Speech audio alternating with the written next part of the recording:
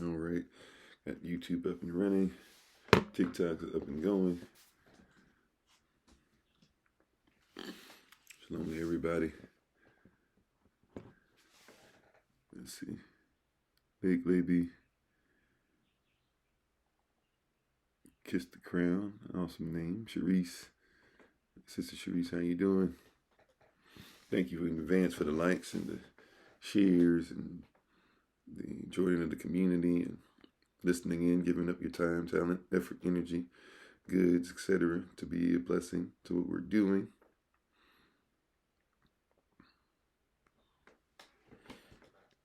I'm going to talk about something very specific on this rising. And something because it's something from a saying that we've heard many times over. And we want to go into a little deeper discussion on this saying because it comes from a more important thought process or mindset or focus that we should have. And I'm grateful to have you all on once again, just setting up the podcast. So forgive me for looking down a little bit, just trying to make sure that everything's ready to go.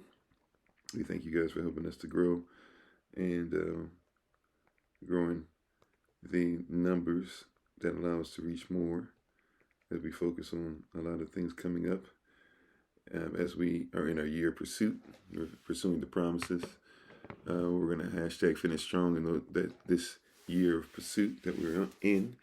May the words of my mouth and the meditation of my heart be acceptable in Yahweh's sight. He is our strength and our Redeemer, and it's in His name, which is His authority, that we pray, praise, proclaim, project, and protect this message. Amen. Amen. Thank you to everybody for being on once again. Thank you to all of you. Wow, we're up over getting close to 300 already. Appreciate you guys.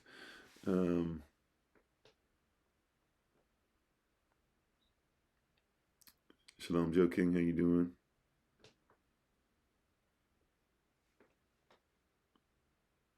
So, appreciate you guys. Let's see. Thank you everybody being on. Hello, Jess Banks. Height with hair. I don't know what my height is with hair. Without the hair, I'm already 6'5.5", so probably pretty tall. Shalom, Grand Rising Erica, Grand Rising to all. Shalom, Boker Tov. Baba Kachad, thank you for being on. We thank you, we appreciate you. Hola, mi nombre es Kofi. Gracias. Je m'appelle, bonjour, je m'appelle Kofi. Merci.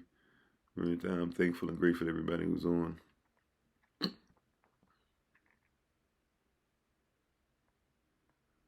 User 231. Oh.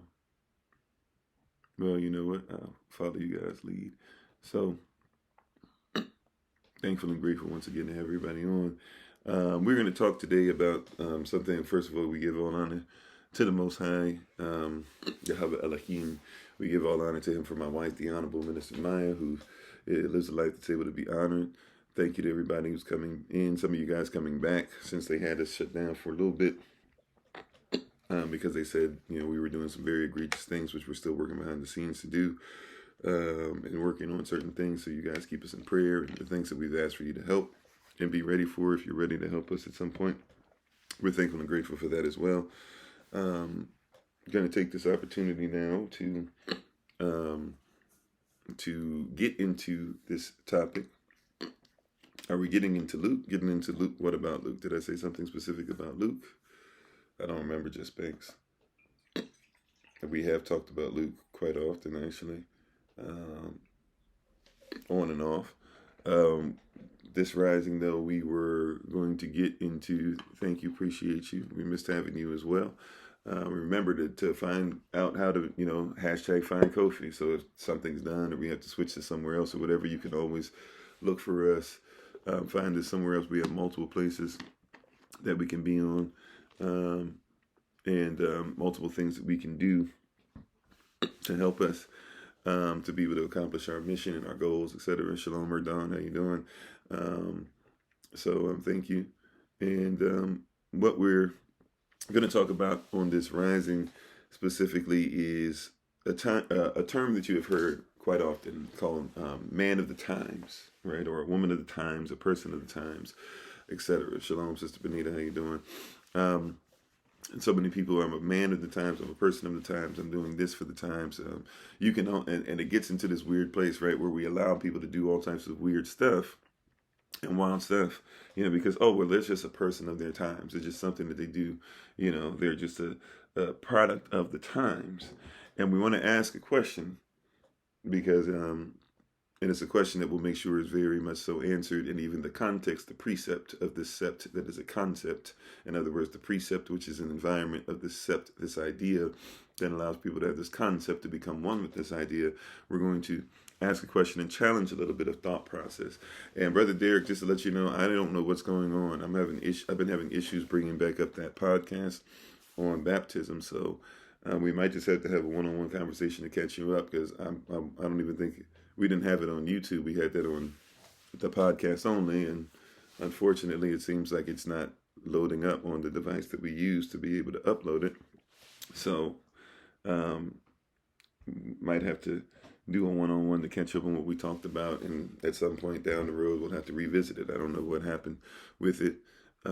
At some point, once I get stuff going, we're going to start trying to do the, I forget what it's called, Patreon again, when I'll have time to focus on it. And this time I'll just be faithful to it no matter what. It will utilize that. And maybe we can bring it back on there sooner than later. Trying to fire you up. I don't know about trying to fire you up, but we're gonna talk about something specific. You talk tithe? Oh, you caught it on Facebook. Great. Okay. Cool. Because I was having a tough time. Maybe I can go back and record some of it and put that on YouTube. But thank you all for being on. And we want to get to a place today where we're talking about something specific, being a man of the times, a woman of the times. And usually what this is used to do is to excuse certain behavior and say somebody did something that was evil, they did something that was wrong, they did something that was perverted, they did something that was terrible, they did something that was hateful, they did something that was prideful, they did something chauvinistic, etc. However, you can't blame them. Why? Because they were just simply a man of the times. They were simply just a woman of the times. And the dangerous thing about this is that when we try to use that as an excuse, now we have an excuse for all types of wild, perverted, disgusting behavior. So, when we talked about presentation yesterday, for example, thank you for the compliment, Nicole.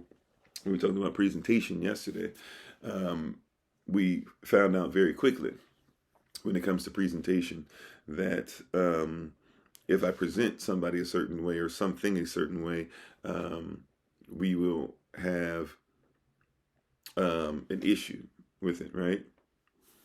So we found out very quickly, when we have these things going on, that, it becomes something very, very hard to move forward. And when we have all these people saying in this time, you can't blame somebody for this time. So like when we have, for example, George Washington presented, and they say George Washington was a man of his time. So you can't blame George Washington for a lot of heinous acts because he was a man of his time. You can't blame, what a Caesar did because they were a man simply of their time. They didn't know what they were doing. What they were doing was acceptable. Well, if it was acceptable, the question becomes, yes, some of my family is Ghanaian. The question then, if it was acceptable, right, which is what people try to say, it was acceptable in their time. That's what people try to do. So if it was acceptable, then here's the issue.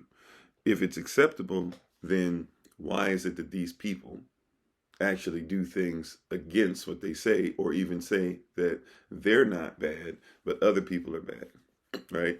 And so what do I mean by that? Well, if George Washington, when he's asked about slavery, says, well, slavery probably needs to go away, but I don't know how to deal with it, etc. That's what people believe he thought.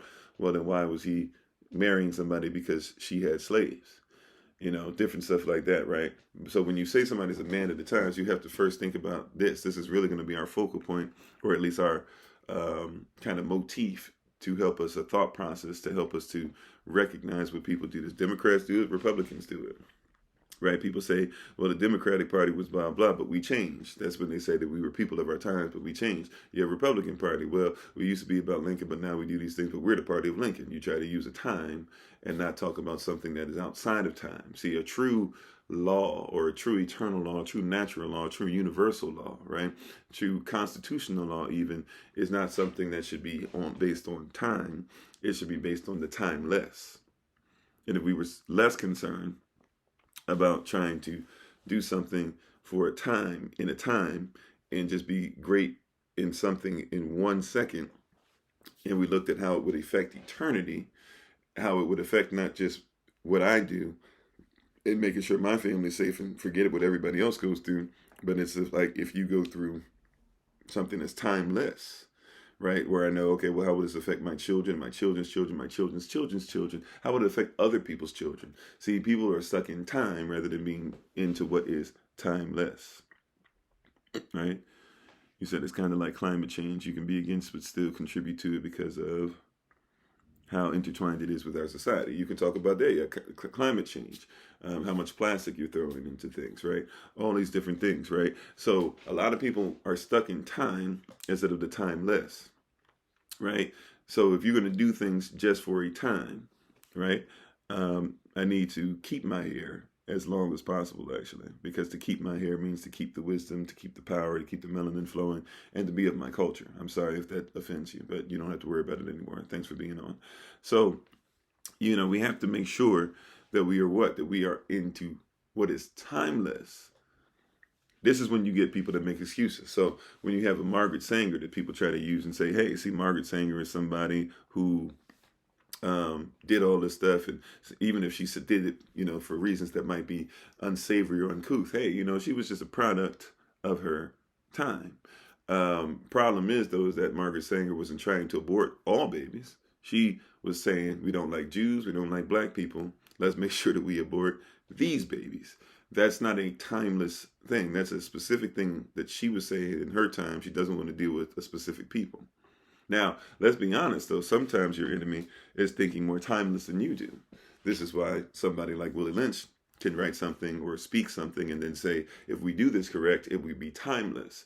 If we do this correct, it won't just affect people in the here and now, that this will affect people for years and generations to come. It's not just something that has to do with time, but something that's timeless, right? Well, I don't necessarily have an opinion on the vaccine. I would tell you what the vaccine is as far as time and timeless. I would ask you to think, if you're going to take something, then how is it going to affect you in time versus how is it going to affect you being timeless, right? That's what I would ask. I would ask if you have to do something just to fit it in a time, however it might cause sickness, illness, bad things to happen. It might cause people to be in a position to where they're not ever going to be able to come out of certain things. I would ask you if it's something that's in time or if it's something that's timeless, right? So I would, a lot of decisions we make are coming from a place to where people are in time. In this time, I don't want to offend, right? But in time, something that's timeless, if you close your mouth on something that shouldn't be, then what happens if it goes on? You said Willie Lynch is not real. Black scholars prove it was written in the 70s. Yeah, that's what a lot of people say. Here's my answer to that. Once again, you're stuck on time. So let's do this. Let's say, because I don't believe that, there are certain black people who say that they proved it. These are also the same people who try to make us African Americans when there was no such thing before and stuff like that. They're the same in the same cult, and a lot of people want to agree with this cult, if you will. That's what we like to call things like this. So hey, what's good for the goose is good for the gander. What I would say though is that even if he didn't exist, let's just act like what you say is 100% correct. Even if Willie Lynch did not exist, we have a problem, because if what he said is not true, and if he didn't exist, 20-someone, then cool. Did what he say actually happen? Were there people who did what he did? Were there people who did stuff like bronco busting? Were there people that raped black women? Were there people that had breeding camps, right? We had to go outside the time, and let's go to timeless, right? Like, okay, I want to find everything I can to say, hey, black people, we need to be African Americans, right? You say what now? There are plenty of historically documented enslavers who wrote about plantation and plantation mate. Yeah. And did they say things very similar to what Willie Lynch said? Right? So even if we don't need to go to him, if we want to go to what Frederick Douglass himself talked about, if we want to go to what Oluwada Equiano himself said, if we want to talk about what Harriet Tubman said, if we want to talk about what Sojourner Truth said, if we want to talk about what slaves that were actually around the 1960s and 70s, you're talking about the 70s when somebody was disproving Willie Lynch, but what about slaves that were in the 1970s, still in the South, still in the Republic of the United States of America, who have been documented what they said, and white owners who have been caught and documented what they did and said? What about the slavery that still goes in prisons? So even if we say Willie Lynch wasn't real, that's still a very real example. You said they did not. They were not that intellectual. You said black slaves weren't intellectual enough. Frederick Douglass was an intellectual. I don't understand. Just if you can help me out. But see, like, I have to be right in this time. I'm not worried. See, let me just say something. I'm not worried about being right. I'm worried about righteousness. Now, righteous literally means to be within right legal standing. So I'm concerned about doing something that will stand the test of time. That's why I'm not worried about it fitting in the time. It will be timeless, no matter what time you put it in.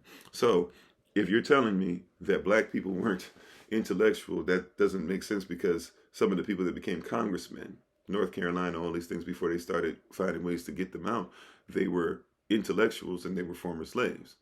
Not all of them were people who had, even ones that used to play sometimes, like, oh, yes, sir, boss, and this and that.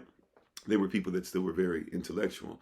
They were still people who were doing things like cornrows, or what we call cornrows. Now, they weren't officially called cornrows, but would put rows in their hair and put food in it and put designs in it that you could be able to see where you were going when you were trying to escape. Like, these are not people that had zero intellect. The word intellect or intel even dealing with information. These are people that brought information over. These are the people who, once they were finished being slaves and started building up black churches, they started building up black churches with Hebrew writing, right? Why did they do it with Hebrew writing? Because they knew who they were.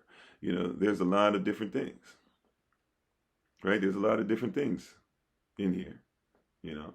And ad hominem doesn't get you anywhere. So thank you for being on. Ad hominem doesn't stop anything that I'm saying from being true. It actually just shows that you're not that great.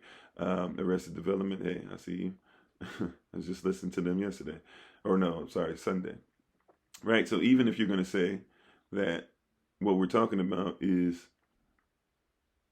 hopefully you don't wear a mask like you're on the auction block. So white enslavers were, white enslavers were not. Okay, I'm on the auction block. I'm on the auction block. I mean, okay.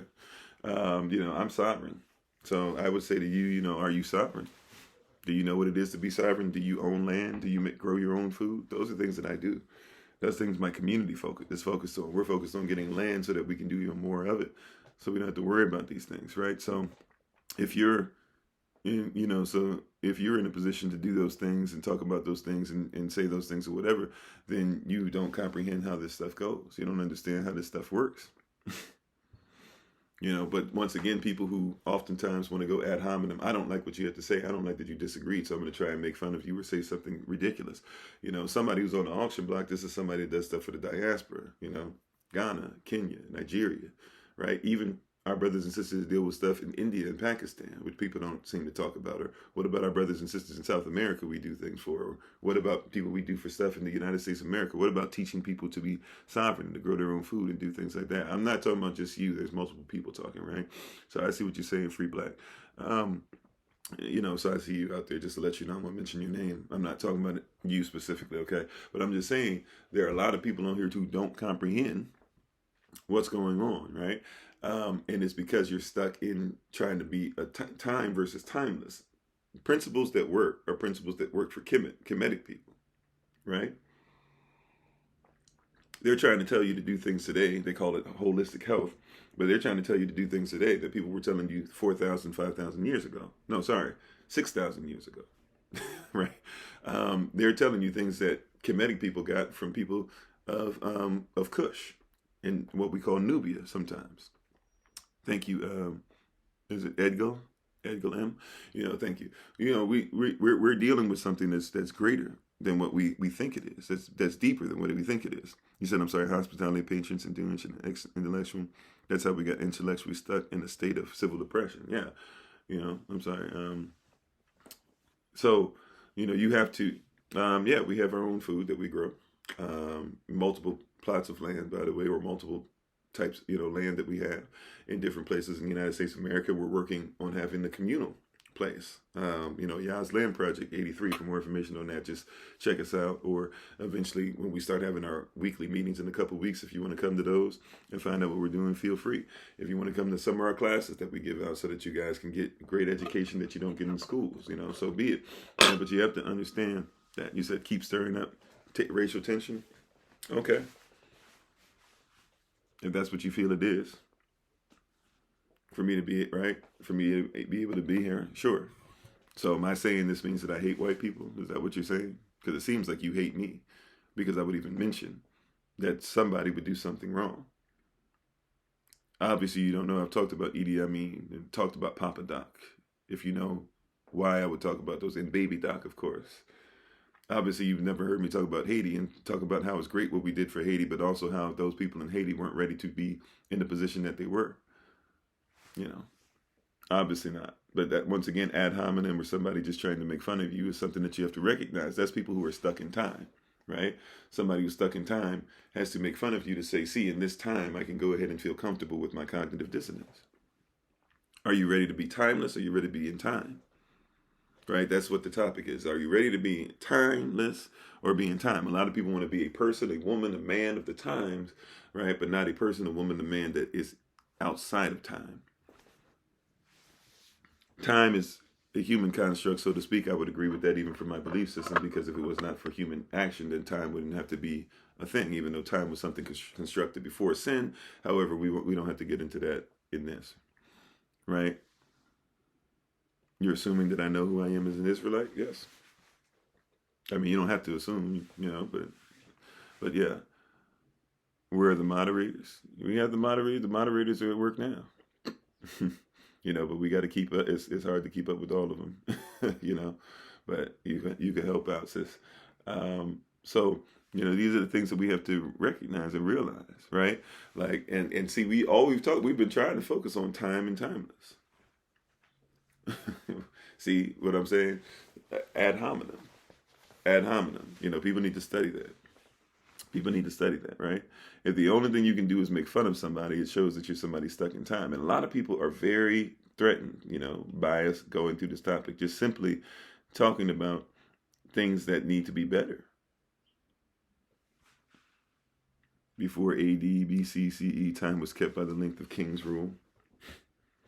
Time was kept very differently by different people. However, if we want to go off of Kemetic time, we're pretty close to what we do today. Matter of fact, if you study what happened with the Greeks and the Romans, they only had 10 months, and then eventually they had to change it to where they had 12 months to catch up. If you look at the Israelite calendar, we had and still have, 12 months. You had 30 days in a month with a couple of extra days here. They were considered holy days and things of that nature. So you're dealing with time, but all of them kind of came to something that was very similar. They had something very similar over with the Omek Shi. Everybody was using the same stuff as far as time outside of a certain group. It's like when people say that people didn't have an alphabet until they came. Well, yeah, duh, but there were other things, including the aleph-bet, but there were other types of writing before. So I don't really get into that. Once again, when we're talking about whose time, even when we talk about time, let's do this. Whose time are you basing it off of? There's the story, there's our story, there's real story, and then there's his story. And whose story is his story? Is his story coming from, England? Is his story coming from Spain? Is his story coming from why am I forgetting the name of this? From Lingala, from people who speak Lingala, or the Lingala people. Is his story coming from Taino, right? Is his story coming from Oloada Equiano? Is it coming from Genghis Khan? Like, who is it coming from? Oh, I appreciate that, Heem, but I mean, it depends on how you want to support it. If you want to, I'll put our information up in a little bit. I guess I'll say the number a couple of times. If you want to text us, just feel free to text us. You can reach us at 410-714-5078. Again, that's 410-714-5078. I'm basing my time off of my culture, and my culture is actually pretty interesting because my culture, I have a lot of different people. West African, we're North African, we're East African, we're Central African. As far as blood, I do have some people that are South African, but it's not necessarily a focus on blood and DNA that type. My people are Caribbean, my people are Taino, my people are Cherokee. Obviously, through mix of certain things through slavery and other means. My people have some European background. My people stretch down to, the furthest down you can go as far as Chile and Argentina and stuff like that. So, you can, Brazil, etc. So, you can check up on us and see where I'm coming from, right? And see if what I'm saying is that, because that kind of hits a whole bunch of different places, right? Shalom, how you doing? What should I do while fasting? Focus on the spirituality. But anyways, I'm sorry. You can, back to that number, the person that was asking, I think it was Heenbug. Text us at 404-714-5078, or you can also text us at 202-599-7312. Again, that's 202-599-7312. Again, that's 202-599-7312. So, and thank you, Trent Thomas. That should answer that question as well. How did I find this information? You find this information by study. I believe in studying to show yourself approved. Then I believe you bring it before the Most High. Study it for yourself. Then pray about it. Commune with the Most High, right? And then you learn how to work it so that you don't need to be ashamed, rightly dividing the word of truth. Right? These things are out here for us to be able to follow or look at, etc. We come through the ATL. Matter of fact, now that we're going to be traveling a lot more again in a little bit, we plan on being in that area a lot. I mean, we have property close to the ATL, so we usually come through the ATL quite often, or at least around it. And we have a lot of people there. We met, I want to say, last year, or was it this year? Maybe it was this year. I don't know. Maybe it was this year. I think we met early this year, and just never had a chance to do it again. But we want to start meeting with people in different areas, and we're looking at traveling and stuff again and getting this stuff together, because we need to start coming. Even before we get the land set up next year, by the end of the year, we still need to make sure we have a mindset of coming together, meeting each other, seeing each other. Having programs. Even if I'm not there physically all the time, having people that can come together. I'm not necessary for people to come together. We want to deal with something that's outside of time. We want to do something that's timeless. And thank you, is it Damasio, I think?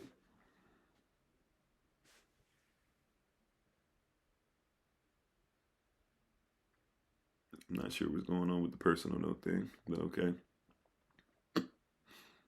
So, but we're thankful and grateful, right? So, a lot of people, once again, dealing in time rather than not dealing in the timeless. A lot of people dealing in time, not dealing in the timeless. And so that's once again why people make excuses for evil, even.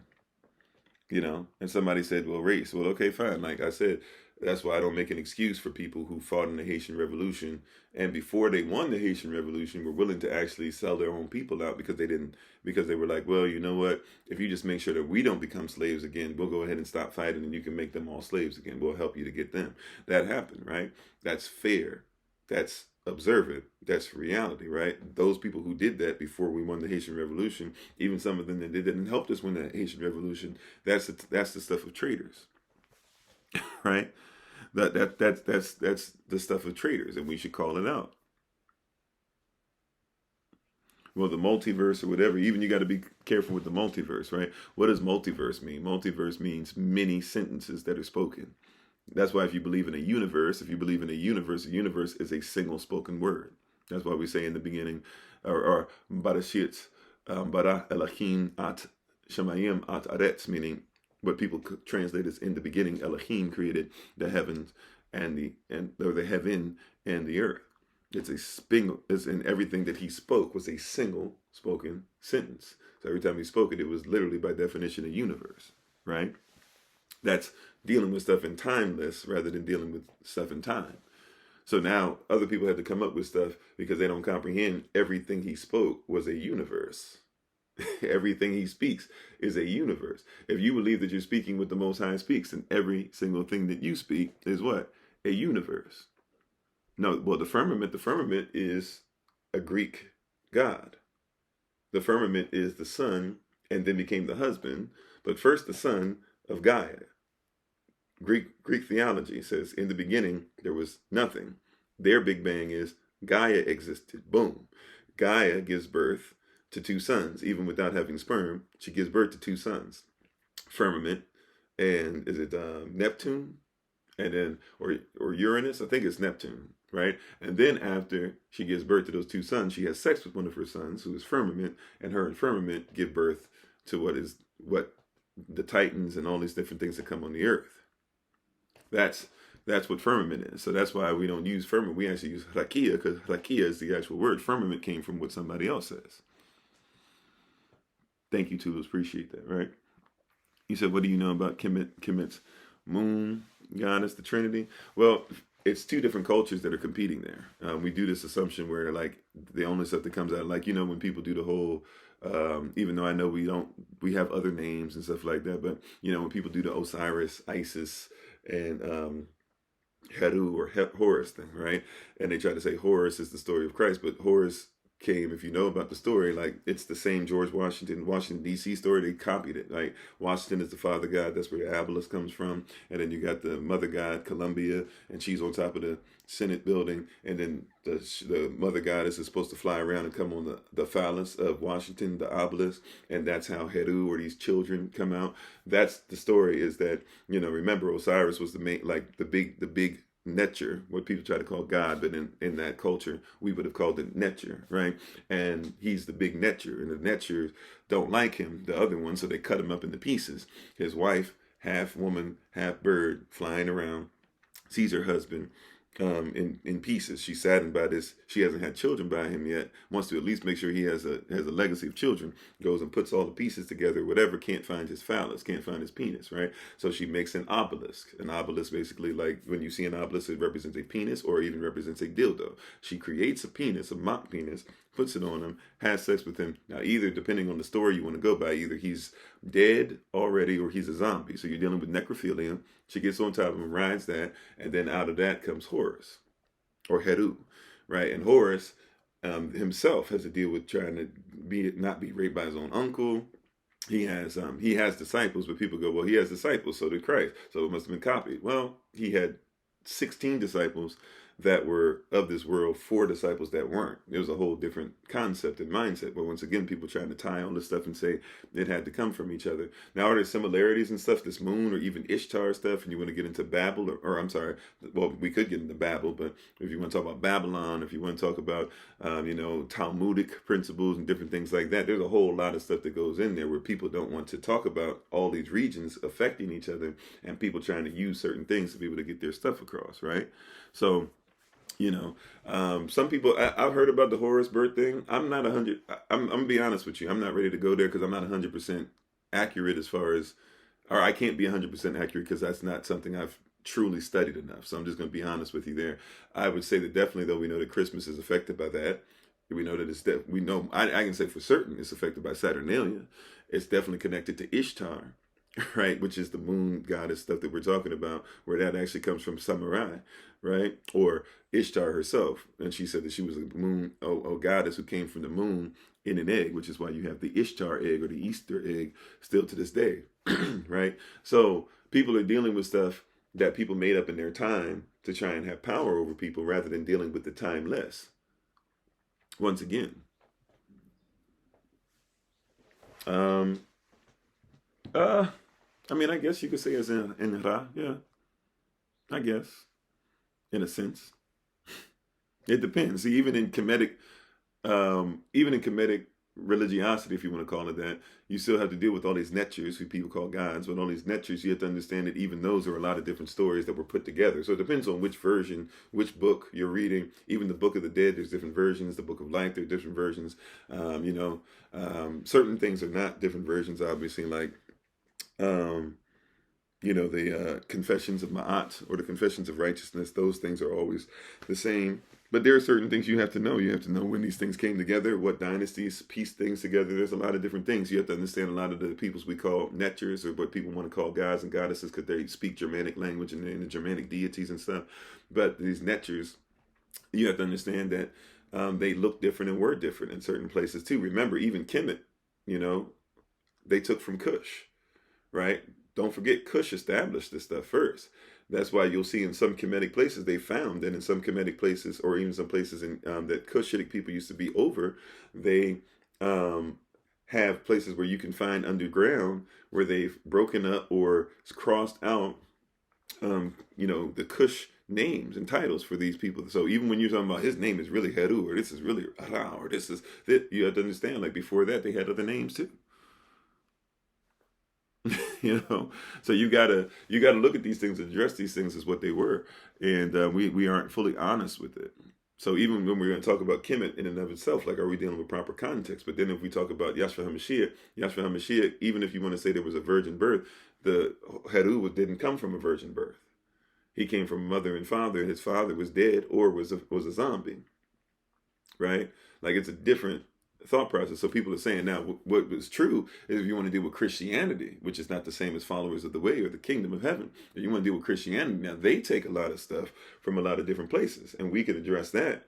But Avda people, who we want to call Hebrew Israelite people, true Avda people, they had something that existed way before Talmudic stuff that was focused on Babylonian type mindset, which stole from a lot of Kemetic stuff, which really sometimes was hand in hand. That's why you have a lot of stuff in ancient Babylon that looks like a lot of stuff in ancient Kemet, that looks like a lot of stuff in ancient Cush, that looks like a lot of stuff in Carthage, that looks like, and so on and so forth. Right? The Kabbalah, right? That's just a more modern version of that same Babylonian Talmudic principle. That's reality, but a lot of people don't know that. A lot of people are focused on certain things that they don't know. A lot of people are arguing from a perspective that's based on a time. And this time, I want it to be this. I want to do this for my life, so I'm just going to focus on the stuff. But it's like, no, study on stuff that's timeless, right? Matter of fact, here's something we talk about often, right? Don't worry about proving something or whatever. If you're going into history, we're going to use a legal term. We're always about law, kingdom law, natural law, laws of attraction, law of first mention, constitutional law, maritime law, admiralty law, common law of equity. Law is law, right? So if you're going to go into looking at this stuff in law protects rights. So if you're looking for something to protect your right, then use the law. And there's a legal term called burden of proof. I don't have to tell you what I think or opine on something. All you got to do is go back and look at what people said for themselves. And this is what these people tell you. So if somebody's arguing something different than what the person told you they were doing themselves, that's cognitive dissonance, or it just might be ignorance. There might be lack of intel, right? Intel just literally means information. When somebody says you lack intelligence, they're just saying that you might not have the information. You might want to go look for the information. That's why, even if you notice, there was something somebody brought up earlier, and I said, hey, I'm not really able to speak on that because I can't be accurate. Why? Because I don't have the intel. That's not something I hold intelligence yet. Eventually, I might hold that intelligence, but at some point I will. So until then, I don't want to do something that makes me accurate or try to win an argument in time. Let me make sure that I go to the time list. This person said this is what they said, and what they said should be what they said for eternity. I don't have to redo what somebody said. You said that means you could lack introspection. I missed what part you were talking about. You said they took land and said you're saying savages? Savage means, by the way, sauvage, French word, means to be wild. So when somebody says, man, that's savage, you got to understand what you're saying is that's wild. They're saying you're not really human in that, right? You got to be careful with words that you use and what you speak over other people, right? You said it's jaw, the Crusades, or maybe you're saying it's law, the Crusades brought the Masonic orders and Rosicrucian to Europe. Templars too. Yeah, I mean, there's some of that, most definitely. Flat Earth or heliocentric. I believe that the Earth was made first, so I think that should kind of go ahead and have that. We talked about that in our Early Risers Bible study for those who were there, so I'm not going to do a whole lot of that. I'm bringing that back up. Jess Banks says, where do you find this info? Books by real historians? I want to be smart too. There are books by historians. Remember, his story is by people who say it's a story. But just look up enough stuff. Look up stuff that agrees. First of all, I would say this: if you want to go into the timeless and not be stuck in time or be stuck with people that have to agree with everything you say, and therefore you don't know if you can believe it anyways, I would simply say this: make it a point to focus specifically on what was I going to say? I'm sorry. I would say make it a point to focus specifically on people when you study. Always find somebody that agrees with you, find somebody that disagrees with you, and find somebody who's in the middle that could care less. And start reading things. Like the thing that got me, for example, on Christmas. Okay, thank you, Melissa. The thing that got me on Christmas, thank you, Joe King, as far as like to actually start studying what Christmas was. I never celebrated Christmas, so I didn't really care about Christmas. Like I wasn't against people who did Christmas, but I wasn't for Christmas. I wasn't like, I just didn't care. But the thing that got me to actually look into what Christmas wasn't even a biblical verse. It wasn't Jeremiah chapter 10 verses 1 through 5. I didn't really even, as much as I had read the Bible, to be honest, I probably read it a few times, but never really understood what it was talking about because I never understood the context. So it wasn't me being anti-Christmas that got me to study Christmas. It wasn't me being for Christmas that got me to study Christmas. I ran into a book. I forget what the gentleman's name is, and I don't even know if it's a well-known book. This is when I was in the military. I was like 19, 20 at the time. And I ran into this book, and it was by a guy who was a Jew and admitted that he could care less about Christmas. He didn't even really keep up Jewish customs and traditions, but he admitted that his background was Judaism. But he said like it was interesting to him. So he started studying the history of Christmas. He was like, okay, cool. Well, they do this. They have these trees. They do blah, blah, blah. They sing these songs. Well, why do they sing these songs? And so he just started studying. And then the more he studied, he began to realize, wait a minute. Like there's a lot of weird stuff that's happening in this, right? Right? Like there's a lot of weird stuff going on, right? Well, Yahweh is the name, right? Or Hahava or Jahava, even Jah that's used, by people that are like Rastafari, they would say Jah, right? It's just short for Yah. Yah, his name is the characters are Yaud, which makes a Yah sound, He, which makes a Ha sound, Va, or Vav, which makes a Va sound, and He again, which makes a Ha sound, Yah, Ha, Vach. Which is why you get some people that say Yahavashan. Now, some people will say it's a Wa sound, but Wa actually comes from Greek. It's not actually Hebrew. So that's a whole nother thing. But if you're just asking on face value, it would be Yahavah, Yahavah. And those H's sounding like Ha, Yahavah. All right? However, we were talking about these things. Getting back to what I was saying as far as timeless versus time, and his name is timeless, so we should always make sure we say the timeless name instead of the name that we're trying to fit into a time to make ourselves comfortable too. So great question. However, we were talking about Christmas and stuff like that. I didn't start studying Christmas because it was somebody who was for or against Christmas. I read a book on somebody who it was very interesting, and I was like, I never heard anybody really go into detail. He was talking about where did the Christmas carols come from, which I never even would think, like, where did Christmas carols come from? Obviously, it's about Christmas. They say it's about Jesus' birth, whatever. That's what they believe. So they sing about it. Nope, that's not where Christmas carols came from at all. Right? That's not where Christmas carols came from at all. Right?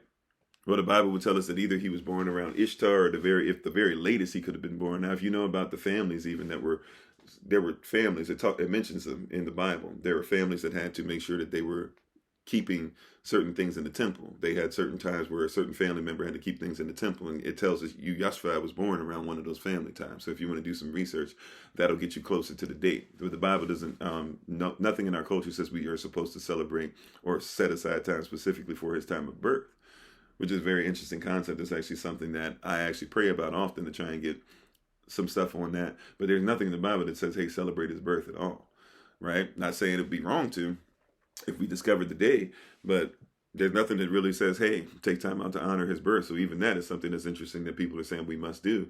That's just something you want to do, right? But when you study the time and you get past even Saturnalia stuff, when you start looking at it with Christmas, man, like the Christmas carol, like for example, the 12 days of Christmas and all that, that the 12 days of Christmas comes from something where there was this time where there were 12 days, right? That they had. There were 12 days, 12 24-hour periods, because, in Hebrew, day does not always mean 24 hours. It can mean a period of time, but this is a different culture, right? So when they were talking about the 12 days of Christmas, this was a time where before Christmas happened, people were supposed to switch positions.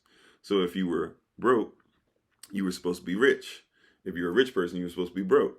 There are stories of people who were clergy who would start becoming prostitutes, and prostitutes who would become clergy. Like, people would switch positions. This is why the story of Scrooge is such a big deal in European culture. A lot of people don't know why is Scrooge such a big deal. Why do they keep showing it? Why are there so many different versions of it? The reason why the story of Scrooge is such a big deal is because Scrooge went against the custom. Scrooge was supposed to, if you had all this money, you better make sure that other people are enjoying your house, and right. But he wouldn't do it, and people were scared to come against him. They used to come and beat people up if you didn't change that, right? So if you didn't change your position, right, they used to come and beat you up. They used to come looking for you, right? Yeah, that's something. And we can talk about that some later on, Shantae, offline. But yeah, that's a very real thing, that people go through, when they have withdrawal. We've been doing Christmas, we've been doing this, we've been doing that. Now we're not going to do it. Oh my goodness, like everybody's going to lose their mind, and there's tons of different things that we can do to still be able to enjoy a day. We don't have to have a day, there's tons of different, even times during the year that they can receive gifts or presents for other things. There's other holy days, right? There's all types of stuff, right? That's why we're going into this. We've got to make life changes, holistic life changes. But interesting thing about the 12 days of Christmas is that in the 12 days of Christmas, right, people don't study how time has affected other times, because they only want to worry about, concern themselves with what makes them feel good here, right? So when you deal with the timeless, right, when we deal with what Christmas actually was, the 12 days of Christmas was something where you switched times, or switch places for 12 days, and then you came back into the other thing. This is one of the reasons why people who came over to the Americas deemed it to be wicked and didn't have it. It was actually illegal to have Christmas. When they left Europe, it was actually illegal for white people who came and killed all the other people and took their land here. They said, well, one thing we can't do, we can't have Christmas come over here because Christmas is wicked. While they were doing wicked things, of course, but still, they recognize Christmas is wicked, right? So even when you heard Christmas carols, what you know is Christmas carols today, they started off as songs of warning. If you go research, you'll find out that they used to sing songs to warn people that you better switch positions. So if you had a rich person that didn't want to give up things in their house, right, or let a poor person in, and they would become the poor person's servant, or the servant would become the master, they become the servant, they would sing songs, and the songs were to warn you that we're going to tear you up if you don't start doing what you're supposed to do. That's what the Christmas carol started off as. People don't know that. People think that, on the first day of Christmas, my true love gave to me a partridge in a pear tree, right? All these different things, 5 golden rings, 4 calling birds, 3 French hens, 2 turtle doves, and a partridge in a pear tree. We think that's a Christmas carol. That's not how that started off. It started off as warning songs that you better let us in. It was not some praise and worship that people think it is now that you sing it in your churches. It started off as, you better switch positions. You better let us get some of that money. We are poor all year long. During this time we switch. And where did that custom come from? Once again, you've heard me mention this term a couple times. Probably some of you know it already. It came from Saturnalia. Saturnalia, which is when they were worshiping who? Saturnalia, right? Who was Saturnalia? Saturnalia, Saturn, right? Worshiping a god, Saturn. And Saturn was this wild dude who was having sex and doing all this stuff or whatever. And during that time, not only would you have sex and get into all these different things and be very lascivious and get drunk and eat so much that you'd have to vomit and then come back and eat it again, right? Or eat something else to fill yourself up after you vomited in the vomitorium and all this, right? But you would also, during this time, you switched roles with people. So if you were the king, you were supposed to let your servants sleep. Now, the kings and people, if we be honest, if we look back at what they said, once again, the burden of proof is not on us. We look back at them. To be honest, they didn't really do this. They would let their servants have a little more leeway and maybe sit with the table at them a couple times, but they wouldn't really switch roles with them because they didn't want to serve. They didn't even know how to serve, right?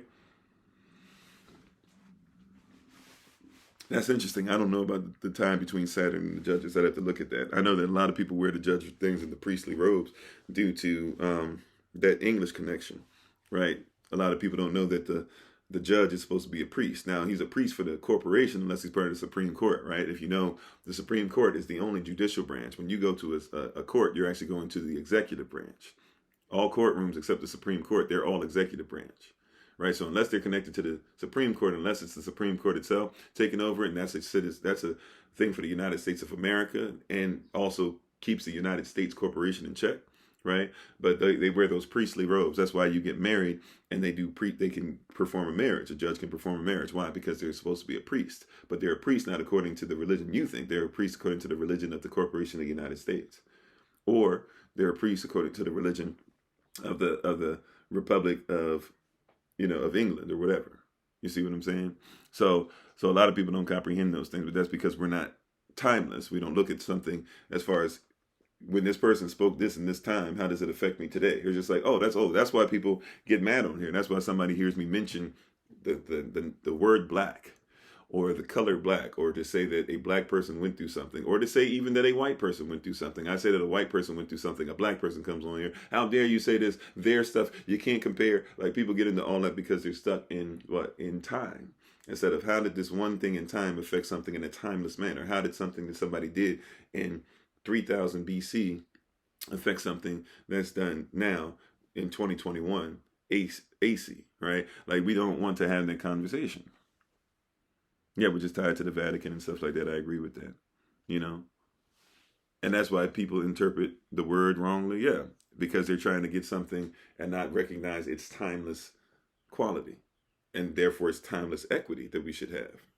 Like people who will say, money is the root of all evil. No, the love of money is the root of all evil. But why do people start saying money is the root of all evil? Well, if you're broke, and if you're not trying to be sovereign, and if you're not focused on developing your own business, and if you think that all there is to toil for somebody else in a job, in a corporation that owns you, if that's all you think there is to life, and that's all you feel like you can get, and let's be honest, your people have been oppressed, whether we want to talk about African Americans or black people or natural persons or artificial persons or white people, Jewish people, Italian people, whatever your oppression you want to stick to, right? You can DM me about the sovereignty class, but also I'm going to put up some information soon. We're going to get ready to take our leave, so you can text me at the information that's going to be given out soon. But you have to recognize that all this stuff that's there is because people aren't trying to see how does this affect in time. Like, if you want to know what they did to black people as far as slavery, somebody whose oppression you should study more than what you believe, right? More than what you think. Yahshua HaMashiach is Lord. I don't have a problem with us talking about that, but that's, once again, you're dealing with something trying to get out of the timeless. Yahshua HaMashiach himself dealt with people in having sovereignty issues, did he not? He dealt with, hey, we don't like you talking to the woman at the well because she's Samaritan. He dealt with the woman at the well not listening to him because you're not supposed to talk to us, we're not supposed to talk to you. Yet for whatever reason, we act like we're not supposed to talk about him. Yeah, Minister Nice, getting back to that. If you want to study black oppression, study Irish oppression. Because the Irish were the test subjects for what they would do to the black people. See, they had Irish indentured servants and sometimes even slaves. Now, Irish people like to shy away from the slavery thing because they don't like to compare. It's actually a taboo for them to try and compare their stuff to black stuff. So they don't want to come across as doing that, right? But check out, right? The word Lord talking about owner. So Caesar would have been an owner, so he would have been a lord. But there were lords before Caesar. Adon is lord, is owner, right? But check out what we're talking about as far as the Irish, because the reason why they switched to black, racism, there was a race to have slaves, there was a race to have property, there was a race to have gold, there was a race to have silver, there was a race to be kings and queens, there was a race to have property, there was a race to have all this different stuff, right? That's what ism is, a system of race. Like, race is a competition. It only became about color later on when they realized that there were people that were dark who could last in the sun longer and had more melanin to be able to do certain things that others couldn't do. The Greeks knew about this, by the way. When people say, oh, you're making that up, if Greek people knew about this way before we're talking about colonization or modern colonization, then why is it that people wouldn't comprehend this way back then, right? Or why wouldn't they comprehend it today? Like, so the Greeks knew about melanin. Matter of fact, the Greeks said that they felt the reason, and Greeks that weren't necessarily white, by the way, either. They might have been lighter skinned, but there were a lot of Greeks that were dark. The Spartans were considered to be people that were as dark as you. Or, well, I won't say you, maybe not everybody listening, but as dark as I am, right? That thing that you saw in 300 and the second version of 300, whatever that was, that's a lie. Like, and a lot of people who are actually writing out and drawing in cartoons now with Spartans and stuff, look up something called Extra History. I think it's called Extra History, and look up 300. Type in Extra History 300. They have this thing. I like it. They have a lot of truth. Now, they still come from a certain perspective, but they have a lot of truth that they give you. And one of the things that they do is they try to be as honest as they can about depicting certain peoples. And even though it's like kind of stick figure-ish, it's not really like full drawn out stuff. They do have color on people. And the Spartans, they will make sure that you see that they are not what we would consider today white people, right? There are a lot of Irish people that are dark still, and there are a lot of Irish people that were dark, right? We know about even the leprechaun thing and some other things like that, right? So we know about that. But what I'm saying is that the Irish people were not able to do certain things and be in the sun as long, and that they couldn't get as much stuff out of their slaves. Here come black people, and they say, oh, well, they can do this in the sun, and they can last longer and certain things. And getting back to what I was talking about as far as the Greeks thought that the reasons why the pyramids and things could be built and the way that Kemetic people were able to do the things that they were, people of Mali were later on, and all these people were able to do these great things, they thought it was due to the fact they had more melanin. That's what they taught. That's what they wrote. Once again, the burden of proof is not on myself, it's on others. I can just look back at what did Greek people say about African people, the people of Afrique, according to them. And they said that these people of Alkebalan, of Ethiopia, of Kemet, of Kush, of Somalia, of Sudan, and all these modern terms we would have, Libya, etc. They said they were smarter because they were darker. They thought they were darker because they knew about the pineal gland. They knew about the pineal gland. They knew that it gave off melanin. They knew this. So that's what they said. And they learned it from the people that they said were smarter than them. They went to the schools that were in Kemet. They went to the schools that were in Phoenicia, right? In Canav or Canaan. The schools they went to in Carthage. They knew about these things because they learned it from the people that were there, right? And so they learned, and so these are things that are timeless. Even if you want to talk about oppression, thanks, Chef. That's awesome. I've never seen that one before. So even when you talk about the timeless versus the time, right? They knew that they needed to learn something that came way before their time. So they went to somebody that had connection to their time. That's what they did, right? And but when, in modern times, when you and I do that same thing, somebody comes on and says, "You're a reverse racist." Why? I'm going to the timeless. Why are you saying that holistic medicine stuff? Well, that's what doctors do. Well, no, they don't. Well, what about when doctors do electric therapy and stuff like that? Electrotherapy. Oh, well, that's modern stuff. It's modern technology. Actually, we've known for the longest time how the body works. We know that things like copper and zinc, right? And even gold sometimes and stuff, but precious metals, iron that are in your body, we know that if they come into contact with things, magnesium, other things like that, they come into contact with certain things, certain food, it sparks electricity because they can be conduits of electricity. Therefore, if the body is electric, amen, Minister Nice, if the body's electric, then we know that if we eat certain foods, that we're dealing with electricity. If you want to call it alchemy, that's what some people want to call it, etc. Right? But we know that you're dealing with electricity in your body. So if you eat certain things, right? So watch this. So if you have your cell phone on and your cell phone's on all day, every day, of course it's going to do something. That's one of the reasons why radiation messes with your body. Why does radiation mess with your body? Because radiation messes with it's got a conduit now. It's messing with, you know what I'm saying? But these are things that are holistic. But somebody would look at you and say, you shouldn't do that. Be about modern medicine. Well, modern medicine still hasn't caught up with what they were doing 4,000 years before Christ. Right? I got you, Dennis. Amen. Right? You said the axons are the synapses in our brains channel electricity. Yep. Right? And that's really like if you're dealing with depression. Do you know what depression is? Do you know, I used to be considered to be clinically depressed. Do you want to know what clinically depressed is? Because I started asking the people who were trying to give me all this medicine and stuff, and one woman was honest with me and said, there's other ways to get out of this besides the medicine and stuff like that. I was one of these people that was on the 4th floor for a couple of weeks of my life and thought that I was crazy and didn't have anybody really coming to visit me or see about me and trying to figure this thing out from all by myself, right? And you know what happened? In learning that and going through that process, I learned what clinical depression is. You want to know what clinical depression is? If somebody's clinically depressed, all it means is that your electric pattern in your brain is off.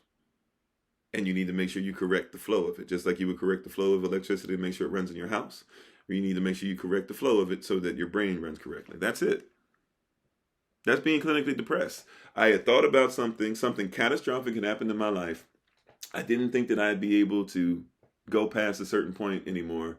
I was losing hope and faith in everything. And so everything I saw was focused on the negative, which meant that now my brain pattern was shifting electrically and synapses were firing in places that they normally don't fire, right? But that became the norm. So I became clinically depressed. And once I reversed that and started thinking differently and then eventually even eating differently. I can't go even now when the worst things happen. I can't find a way, even when I want to be depressed and give up, I can't even find the ability to do so because my brain doesn't fire that way. It's electricity, right? And that's something that's a timeless thought process because it was created by the creator who is outside of time, right? I don't believe in a creator. Yeah, so you'll be stuck in time. Well, no, I believe that we're the gods. Well, we're the gods and we make this stuff. Well, so if you're the god, but you're going to die after 80, 100, 200, 300, let's say you go 1,000 years, when you dead, you ain't eternal, bruh. You're not eternal, sis. Something had to create you, or you had to come out of something at least that is eternal. Now, that's the problem that we had. Remember, we talked about this not too long ago. Thanks again, Chef. That's pretty too. Is that what, an owl? A Pokemon owl? I don't know. But thanks. It's pretty. So, but these are things that you have to recognize. And people go, and people have a hard time, even with, once again, the term universe. What is universe? Uni, one verse, spoken sentence. So that's why we know that somebody spoke a sentence, because still to this day, you're talking about a universe. You still talk about the sun rises. You still say certain terms where you know that something is different than what you're being told. You still say le monde à l'envers, the world is upside down, right? And all you got to do to look at it is look at a map, right? Look at a map. You don't even got to go but so many hundreds of years, maybe go 1,000 years back, and you'll see maps the other way.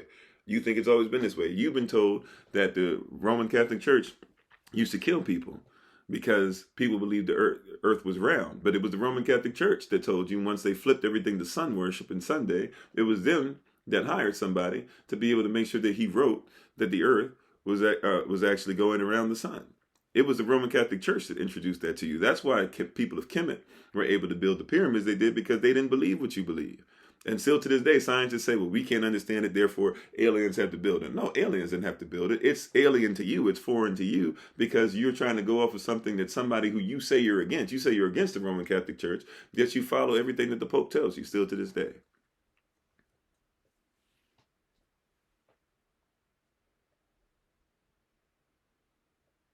You said the background noise is making it hard to hear. I don't know what the background noise is. Is everybody else hearing background noise? I have the windows closed. I mean, there might be a bird or something like that. I don't know. It's just me in the room. Yeah, okay. So it might be something you might want to check the signal on that. But see what I'm saying? Like, this is us going into the timeless, the eternal. Thank you, Minister Tamer. So this is us going into the timeless, the eternal. People want to focus on the time. I just want this to work in the time. I want this to be working in the time. I need this to work in the time. Right?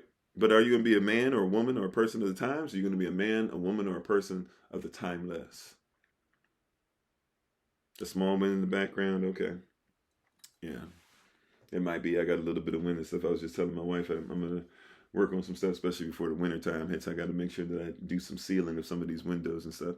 So it could be that, possibly. And I'm just so used to it, I don't hear it.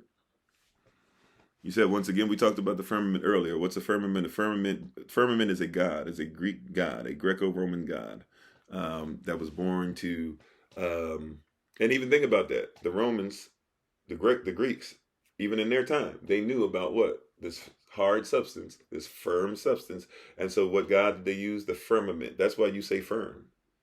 You think that a firm is, like, you see what I'm saying? Like, people talking about stuff in time, right? Oh, it's snowing where you are? Okay, hopefully you guys are safe and warm, right? But people don't understand where these things come from. You think that you say something is firm because you think it just means hard, not realizing that Greeks looked up and said, we understand that there's this firm or hard substance, right? There's this hard substance. We will call this substance when we bring all these gods together, right? Because remember, Greeks were all these different tribes that came together. When they came together, they had to bring all these different gods and stories together that they had. So they brought them together. And now these things, these gods and goddesses, they put in a structure that you could be able to believe. So that the children who are going to grow up and are going to say, well, this is what our tribe does. Why do we have to do what all the other Greeks do?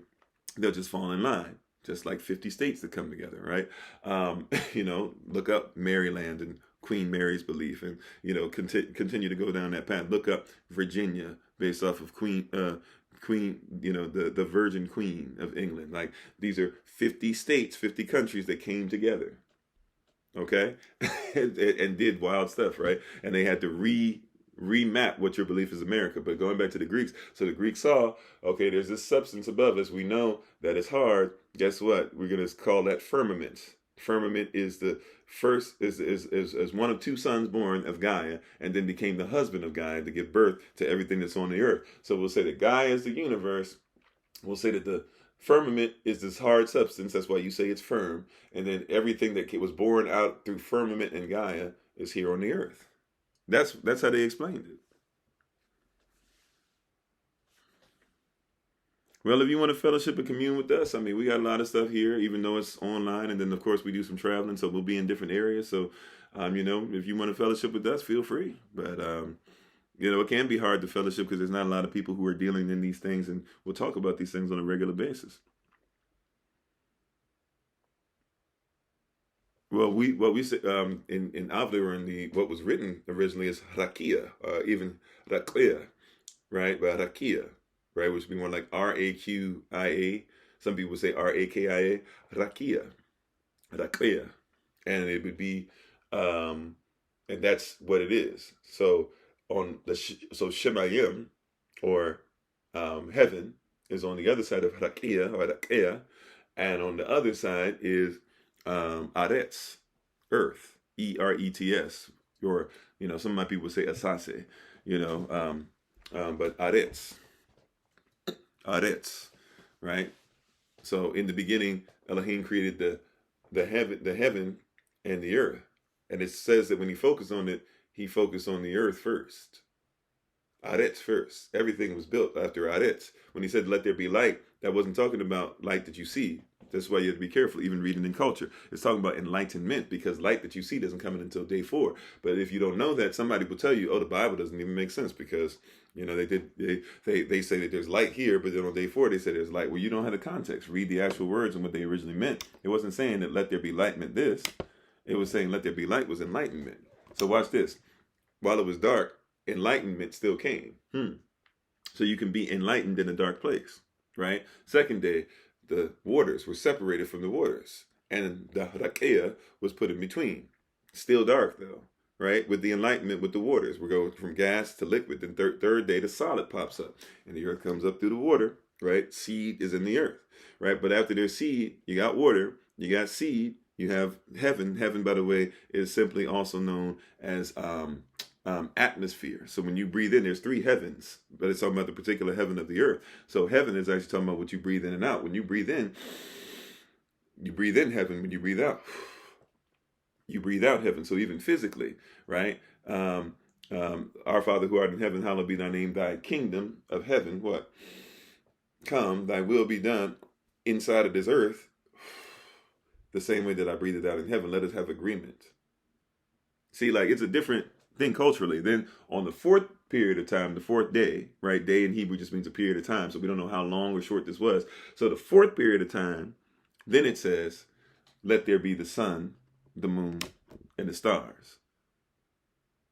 Then, after we got all that in order, let's start having things that fly and things that'll be in the water. Then after that, let's have things that creep upon the ground and animals, and then let there be man, and then let it be very great, or very much so like Elohim, or what people would call, because of Greco-Roman language or Germanic language rather, they would say it was very good. Right? It's a different concept. It's a different concept. It's a different mindset. People are trying to make it like every other concept they have. They're trying to make it fit into their nice little, whatever. They're like, put a nice bow on it that makes them feel secure about what they want it to be. The reality is that it's very simple to see what this stuff is once you understand the culture, right? But a lot of people don't understand the culture. When you don't understand the culture, you got a lot of problems.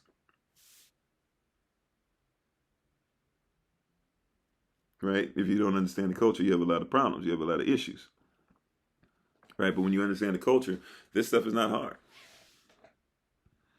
Right? When you understand the culture, it's not really that hard. But when you haven't been given culture behind it. You said when you quote in scripture, I found Well, that's not necessarily what the verse meant, but I appreciate that. That means that you're saying something that's there.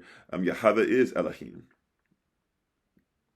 Jehovah J is not a word, and even in our language, and God is not the same as Elohim. God is a Germanic deity. We don't deal in Germanic deity, so I don't worship God. I do worship Elohim, though. He said, no, the biggest lie in America is that God is a white man. That's the biggest lie ever. Yeah, true. Melissa says, and that enlightenment also parallels the body, the human body, the light from the observer to the eyes. I mean, yeah, enlightenment is enlightenment, right? Like, so definitely agree with you on that. Thank you, Tulips. I appreciate that. Melissa says, I found that same experience in fellowship. So many are so unaware that it's hard to converge. Yeah, it gets hard. And that's one of the things that, even if I be honest, like people ask me, but I guess you get used to it. But people ask questions all the time. I get it. Like, I'm not going to say what I have the answer for you, because I think it's every person has to do different things for this. But people ask questions like, is that hard to know what you know and to go around? Like, sometimes it is, because there's so much foolishness out there that I don't think people recognize as foolishness. So it is a little irritating sometimes. Yahshua HaMashiach was an Avda. He was an Israelite, and he was of the tribe of Yehuda, and the tribe of Yehuda would come from the tribe of Yashtiel, and the tribe of Yashtiel would come from Isaac, and Isaac would come from Abraham, or Ibrahim, or Abraham, and Abraham would come from Shem. So right now the question is, do you know that Jews, or Ashkenazi Jews specifically, but there's a lot of others too that fit in there. Some of them have a little bit of mix. Let's act like there's no mix, by the way. But let's be real. When you say Jesus was a Jew, or what you're saying Yeshua was a Jew, that letter J, once again, doesn't come, it was just created. The letter J didn't even exist. That's why you got to talk about timeless, right? Like, you're stuck in a time where the letter J exists. The letter J didn't even exist until a few hundred years ago. So if the letter J didn't even exist, how could it be a Jew? And Ashkenazis, because Jews will say, oh, well, no, we landed in Germany, and therefore we're German, and this and that, or whatever. Well, if you're Ashkenazi and German, the Bible talks about people that are Ashkenaz or Ashkenazi. Did you know that? So you can just read the Bible. And who do Ashkenazi people come from? They don't come from Japheth. They don't come from Shem. They come from Japheth. Or who is Yapet in there? But we would call him Japheth today. So if they don't even come from the right place, and a lot of them will be honest with you when you have to show them that you know what you're talking about, but then eventually some of them will be honest and be like, yeah, we're not really children, but we keep his commandments. Oh, okay. Well, then we can have a conversation about which commandments you keep and how you keep them, and if you're Talmudic or if you're from the Tanakh, right? However, right, let's be honest about where you come from. It doesn't mean, by the way, that you're a terrible person, because even a Jew, if they do what's right, the Bible tells us, yes, in Revelation 7, that Israel, before everything, when you read Revelation 7, before the world is going to be destroyed, that an angel says, keep the destruction back, because the Israelites must first come together and be sealed. That's what that 144,000 is really about, is all 12 tribes coming back together. And in Revelation 12, it even talks about how we have to live together. But Revelation 7, we come together right before the destruction. Revelation, then at the end of Revelation 7, it says, though, that once Israel is sealed, anybody who's about these laws and commandments and is willing to do what Israel does, as the example, the light, the city that's set on the hill, anybody can come in and be grafted in, of all nations, of all tongues, right? But Israel must first be sealed, and everybody should be working diligently. If you really want Yahshua HaMashiach to come back and establish things, then we should be working diligently to ensure that he can come back. Why? Because I know Scripture says no man knows the day nor the hour, because that's the example that he's given about our marriage custom, to where before a husband and a wife can have sex and therefore be married, right? Because sex is marriage, marriage is sex. A lot of people don't know that. That's cultural, right? So before that can happen, the husband has to build a mansion. A mansion is an add-on to the father's house, and the father had to watch the son to make sure that he was building the house correctly for him, his daughter-in-law, and his babies that were going to come up. So the father will watch over his son's progress with the house. Right? So he would say, okay, once this stuff is done, once we have this progress, once it is, okay, now, son, it's done. You can go ahead and get your bride and bring your bride. Once the house is finished being built, right? So that's why it says no one knows the day nor the hour except the Father. But it also says, matter of fact, let me not say but, because that cancels something out. So no man knows the day nor the hour. Also, it says, right? It also says after that, though. What does it say? It says right after that, that, or, well, I don't know, depending on what version you're reading. But anyway, it says right there as well, when it talks about no man knows the day nor the hour, that it also says that you have a responsibility. It says that you have to preach and teach the word throughout all the world. Not a word, not a version of it, but the truth has to come out, and it has to begin to encapsulate the whole entirety of the planet. And only after that happens can the Most High come back. So he's got to build the mansions, right? But there's a connection, husband and wife. He's the groom, he's the bridegroom, we're the bride. So the bridegroom is building the mansions for us, right? And ready for us to come in. Meanwhile, the bride is supposed to do what? The oil, right? And when he comes back, only 5 of them had their lamp ready. Only 5 of them were preaching that word to everybody and saying, hey, let's get ourselves together and let's prepare ourselves for when he comes back. And 5 of them didn't do what they were supposed to do, right? But it's when this message is preached throughout all the world, then he says, I'm coming back. Which means that you have a responsibility for making sure that we can end this wicked system of things and go and have heaven meet with us on earth, and us meet with heaven, and us take off corruptible and put on incorruptible, and all those things. Yeah, early riser Bible studies are on Mondays, right? So if you want to join, by the way, every Monday, 6:45 a.m. Eastern. I'm on 6:30 a.m. Eastern New York time, but every Mondays only, every week, 6:45 a.m. Eastern New York time. You can join us for an hour before we go into our 8 a.m. Eastern Rising regular live sessions. You know, that the wages of sin is death. Yahshua paid the debt. That means the old law ended. Yahshua is the only way. So Yahshua is the only way, right? So question for you, real quick on that, Robert, which I don't mind people saying that Yahshua is the way, the truth, and the life. We're followers of the way. Question for you. Did Yahshua say that you're not to ever say that you're not supposed to follow law? And how many commandments should you follow? This question for you, because I know we go through that all the time. Question: how many laws are you supposed to follow? Then, are you not supposed to follow any law?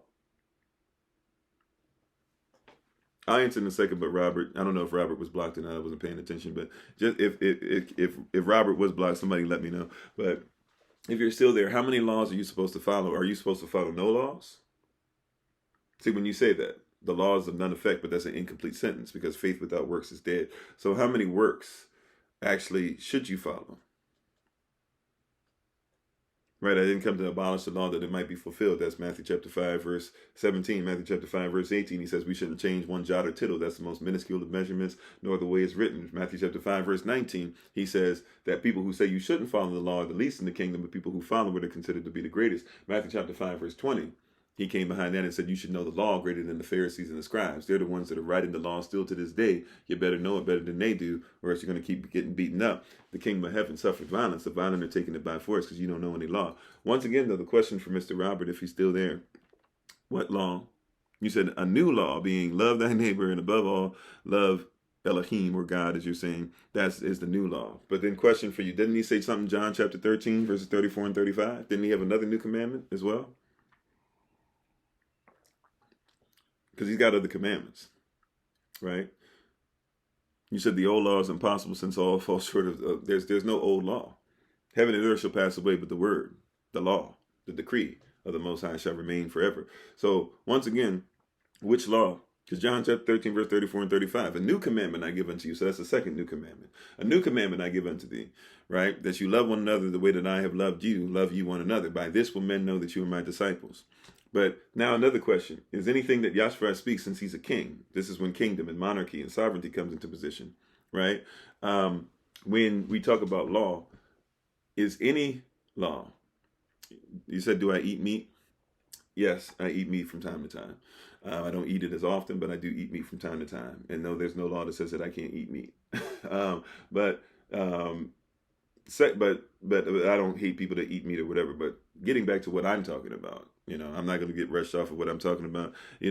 There's another law. So that's the third law. But also, too, you got to add on to that, because the thing about the Samaritans was something that was dealing with law. So he was saying that it's actually the Samaritans are more about law than you who are Israelites. That was what we consider the Good Samaritan story to be about. That's what that was about, right? However, let's deal with this. Once again, you went over what You glossed over what I just said. Matthew chapter 5, verse 17 through 20. That's in what we call the Sermon on the Mount. Was Yahshua speaking there? Or who you call Jesus? Was he speaking there? Because if he was speaking there, then what he was decreeing were things that should be established as a king. Correct? Oh, appreciate you for being on. Welcome from Iran. I think you're like only the second or third person in all these years that I've seen or on our lives from Iran. So welcome. You said, what were the 10 commandments? I don't believe in the Talmud. I don't believe that the Talmud was there. Somebody lied, and that story just started happening in the last few hundred years, where the Talmud was written at the same time as the Tanakh. I don't believe that. Right? I don't believe in the Talmud that says that you can out-argue the Most High. I don't believe in the Talmud that said it's okay to go ahead and kill people if they don't believe what you believe, just because of that. I don't believe that. The Talmud says that. Not sensitive at all. See? And we don't do ad hominem on here. So if that's all you got, Johnny, you got to be a little better. Ad hominem shows Dunning-Kruger effect. It shows that apologetically you're not that sound. So you got to be better than that. I hope you get better than that, but we're not going to allow something like that in here. You got to be a little better. And I can't trust people like that who do that because they lie on us and they try to get the live taken down. And then I got to take legal action against TikTok, all because of people like you, which means TikTok has to take legal action against people like you. So to just stop that from happening, let's just save you all that right now, okay? Have a great day. But we're not going to talk about Talmud, right? Like, or I'm not going to bring that into it. But once again, Yahshua HaMashiach. Yahshua HaMashiach says what? In the Sermon on the Mount. I just literally told you, Matthew 5:17. He says that do not think that I came to destroy the law, but that it might be fulfilled. If you actually read it in its original translation, it translates more to like this. Do not think that I've come to overthrow the government. Which government? The kingdom. So do not think I've come to overthrow the government or the kingdom by what? By going away from the law. He said, but I came that I might fulfill it. That's Yahshua speaking. So we got to put that in there, right? Matthew 5:18, you gloss over all these things I just said. Matthew 5:18. Right behind that, here's the second point. Right behind Matthew 5:18, he says you shouldn't want to change one jot or tittle. Jot means the most minuscule of measurements concerning the law. Right? He also says, not a tittle. Now the tittle is actually in Hebrew would be yawd. Yawd meaning the hand of Yah. Even the way it was written shouldn't be changed. This is Yahshua speaking, who you call Jesus. Matthew chapter 5, verse 19, after that, he says that people that say that you should not live by the law and teach that you should not live by the law are the least in the kingdom. He says that people that teach the law and live by the law, they are considered to be the greatest. I'm not saying this. This is who you say. You say this is Jesus. Well, Jesus is telling you what he considers to be righteous concerning law. Then after that, Matthew chapter 5, verse 20, he says, you should know the law greater than that of the Pharisees. So he did not die so that you would not have to concern yourself with law whatsoever. And matter of fact, you don't believe that because if that's the case, you wouldn't obey a red light. You wouldn't obey a stop sign. You would kill people and not think about it. You wouldn't obey the first 10 commandments. And a lot of people don't obey the first 10 commandments or pick and choose. They covet certain things. They lie about certain things. They know that Christmas is a lie, but they still celebrate it. Right? Like breaking law, but it's acceptable because I'm going to say it's Old Testament. Matter of fact, you accept the Old Testament, New Testament lie because there is no such thing as an Old Testament or a New Testament. Somebody wrote that in. If that's not what the Most High wrote, the Yahweh, right, the hand of Yah in Matthew 5:18, the tittle, then we shouldn't change it. If he says don't change it, we shouldn't have changed it. That's not right. That's not because he wanted that. That's because you want that. Or thy want that, right? Thy is singular, you or any of that stuff is plural. Is love our purpose? Vision, purpose, and value, we go by here all the time. Vision is what you see afar off. What are you called to do? What's the vision that's for your life? Purpose is what you do every day to reach vision. So is love part of purpose? Sure. But love is action. You can discipline somebody and still love them. Matter of fact, he chastises those who he loves. So love is not as simple as, like, love is obeying. Obedience is better than sacrifice. That's an action. Where was eating meat ever outside of sacrifice? I mean, Passover? I guess if you want to tie that to sacrifice. People ate lamb and ox and and chicken and goat all the time. I don't understand. Okay. So I guess whenever you kill an animal, it's sacrifice. Okay. At the end of the day, why were you allowed to eat meat in the first place? It had nothing to even do with that sacrifice. You were allowed to eat meat because they were on an ark and they couldn't eat anything but meat. That's why you had sevens of some kind of animals and two of the other. That's the first time that the Most High allows. Go read it. It's the first time the Most High allowed somebody to eat meat.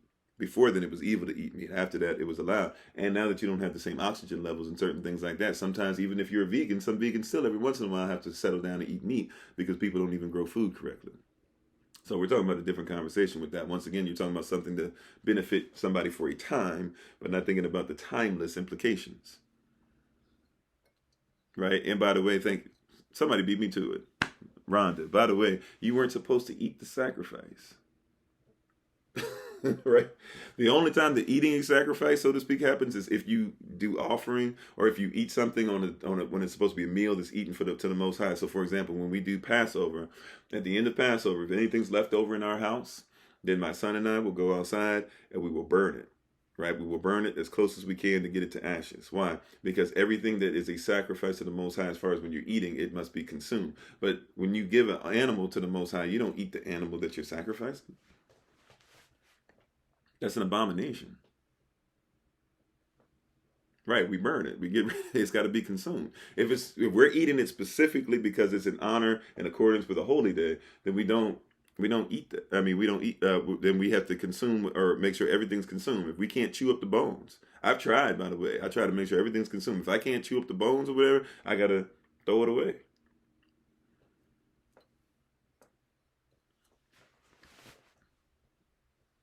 I hear you on that, which is why people should make sure that they own their own meat too. We teach make sure you have your own chickens, make sure you have your own stuff. Like if you want to eat meat at some point, we should be able to have everything coming from ourselves, being self-sufficient. Thank you again for the love, Chef. Appreciate that. So, these things that we can talk about once again is people who focus on the time. I want this to work in my time or what I want it to be, rather than the timeless. What are the timeless implications, right? What are the timeless implications of a word? What are the timeless implications when you redefine something? I think we talked about this yesterday. When you redefine, maybe this was in class, I'm not even sure. But when you redefine something, how can you refine something? If you don't know how to define something, how can you refine something? People are out here trying to define. They don't even know TION means a person, place, or thing. It means it's a noun. So when you read a definition, you think you're defining a word or somebody's defining a word for you. No, definition means the place that we've arrived in due to what's defined. So you don't read definitions. You see definitions. You live in definitions. You are a definition, right? But defined means how is it fined, right? How do we break down what is fine?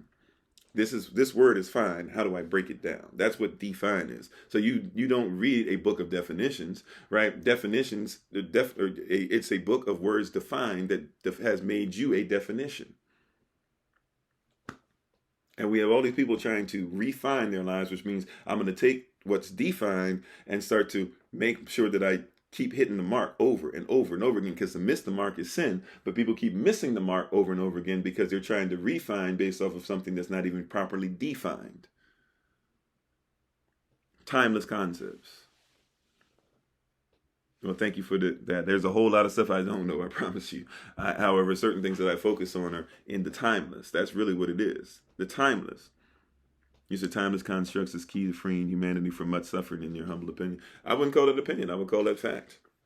See, love, when it's timeless, is different than love when it's in time. Love in time is perverted. Love in time becomes lust. I just want it so I can hit it real quick. Once I hit it real quick, I don't know what I'm going to do next. Maybe I'll see her again. Maybe I'll ghost her. I don't know. That's not Yah's love. Achabach, the love of the Father, the Son, and the Holy Spirit, which came before the Council of Nicaea, which goes back thousands, 2,000, 3,000 years before the Council of Nicaea, right? What do I think about the Time magazine cover? I don't know which one you're talking about. I haven't seen it. You said, please explain what is grace. Who wrote the New Testament? First of all, the New Testament is written by people who were Israel, right? And it's a different concept. They quote quite a bit of Old Testament, and because they're keeping true to the Old Testament. Matter of fact, don't forget there's stuff in the Old Testament. When people say, well, why are they saying that everybody can come in? And they're saying that people who aren't like us and blah, blah. Solomon said, hey, if somebody comes in, Solomon said this at the building of the temple, and he got all Israel together. He said, if everybody comes together and they pray facing this temple, and they begin to want to be grafted in, and they begin to give their lives to you, we ask that you protect them the same way you protect us. That's not New Testament, that's Old Testament, right? What about when Yahshua HaMashiach, who people try to make him New Testament, right? It's because they say that he's new, he's the new demarcation. So, okay, what about Yahshua HaMashiach when he preaches and says, hey, you know what, when he did the Sermon on the Mount, people think that's only Israel. It was not. There was Greeks there. There were Israelites there. There were Africans, or, you know, even though Israelites are African, but, you know, there were Africans there, right? We forget that people came out of Kemet. These people that were slaves, some of them, the 11th tribe, Joseph, they were slaves, right? They had married into Kemet, and then the Kemetic people made their own cousin slaves. And then a lot of them not only put blood on the doorpost, but left out with Israel, and over 40 years, right, had sex with them and had their own generations to be able to go into Canaan together. And they came into Canaan not only with Israel, but with Cush. But people don't comprehend these things, right? Like, so when we're talking about those things, but when you talk about grace, grace is different. So you have grace and mercy. Everybody likes to talk about those two twins, and I really got to get ready to take my leave in a little bit. But everybody likes to talk about these two twins, grace and mercy, right? Grace and mercy. Well, grace, number one, and we're going to talk, well, let's deal with mercy. First, well, grace, first of all, is, let me say it like this. Mercy basically means you deserve something, but you're not going to get it. I throw myself on the mercy of the court. I know I should have did this. I know I should have paid this. I know I should have lived this way. I know I should have acted this way. I can't come outside of what I know I was supposed to do. I know I did wrong. I messed up. You know, this is, I throw myself on your mercy. At this point, I'm guilty. You should give me whatever it is, right? And mercy shows up and says, I'm not going to give you what you is. Now, grace is different. Grace is actually, a lot of people don't want to talk about this because we don't talk about things holistically, and we haven't been taught about certain words and etymology. Grace is very specifically even talking about who you are. If it talks about the grace of the Most High, it's talking about who he is. Even in Greek, which is where we get the term really like grace connected to charis or charisma, right? Grace is talking about who you are, who you be, right? So I guess you could say that some people say grace is given, but really grace is who the Most High is. So when you're talking about grace and mercy, mercy is, look, I deserve something, but I'm not going to, you know, you deserve to give it to me. Or I'm sorry, mercy is you deserve to give me this punishment, but you don't give it to me. Grace is I won't give it to you because of who I am, right? The grace of who I am says that I'll give you the mercy, right? Even if you have anybody named Karen, this is why I say it's always interesting that we use these terms. When people are called a Karen, Karen is literally means grace. It comes from charisma. Charis, Karen, right? So grace and mercy is really talking about because of the grace of who I am, the mercy. And so it's grace that catches us. It's when it says by grace ye are saved, this is a concept. So let me put it in modern times so that we can understand the ancient timeless concept. Let me use something in time to help you just consider the timeless.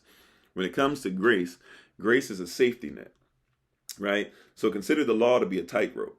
We're still supposed to walk the tightrope, right? But basically eternal damnation, death, that we can't come back from is that hard concrete ground that's underneath the tightrope. Okay, and you have a vision where you're supposed to get to the other part of the tightrope, and you have where you started on your journey, and now here you are somewhere in the tightrope, the straight and narrow, right? And if you're going to go through this, you got to stay on the tightrope. You don't really have too much leeway, right?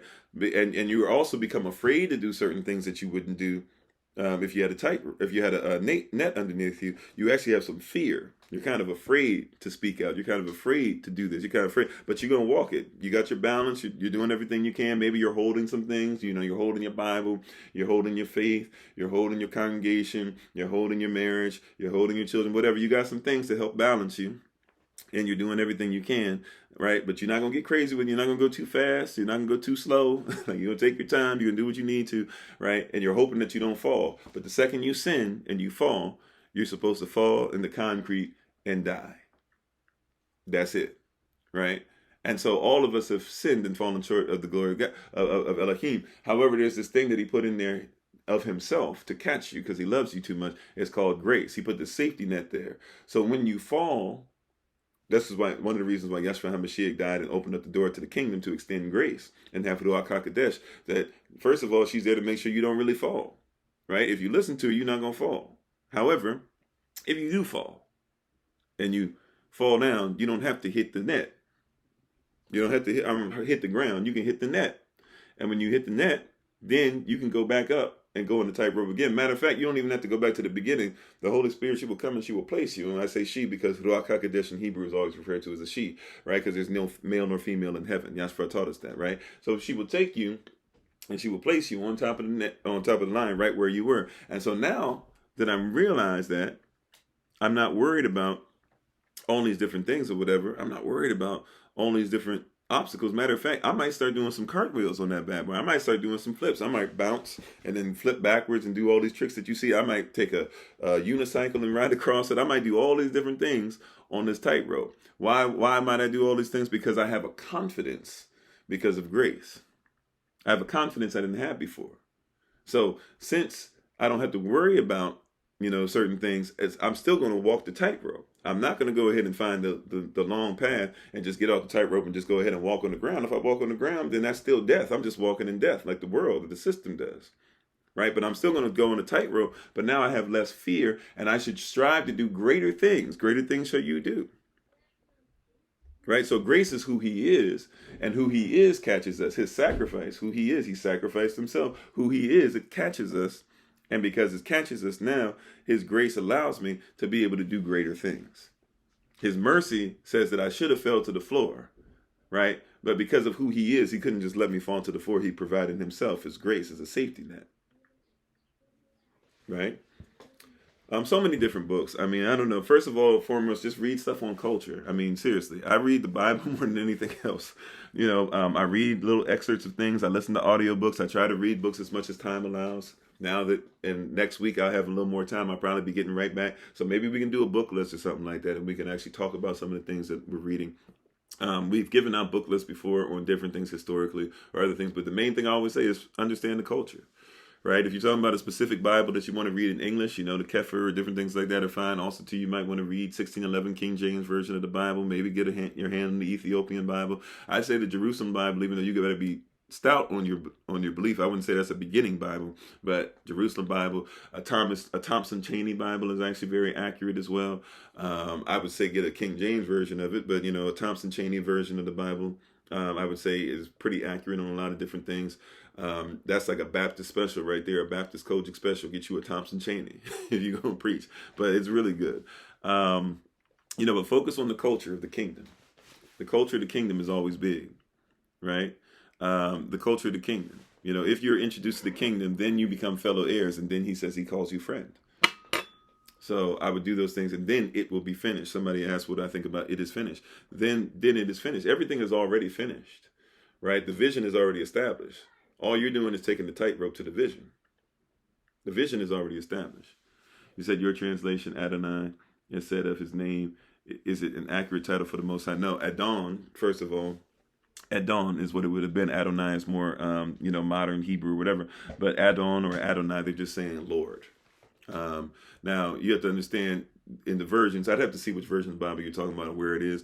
But one good way to compare it to, even if you are reading something in English and want a hint, if you see Lord somewhere, so take that Bible that you have and put it with like a 1611 King James Version. If you see Lord, L-O-R-D with a capital L, it'll mean it's talking about Adon, Lord. Owner. If you see Lord, L-O-R-D, all capitalized, it's talking about Yahweh, the name of the Most High.